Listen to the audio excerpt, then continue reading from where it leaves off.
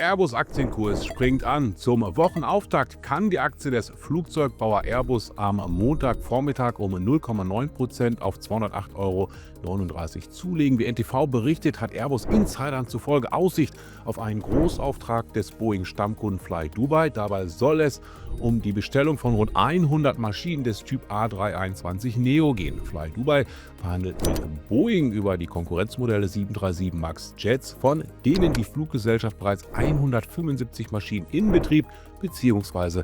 in Bestellung hat.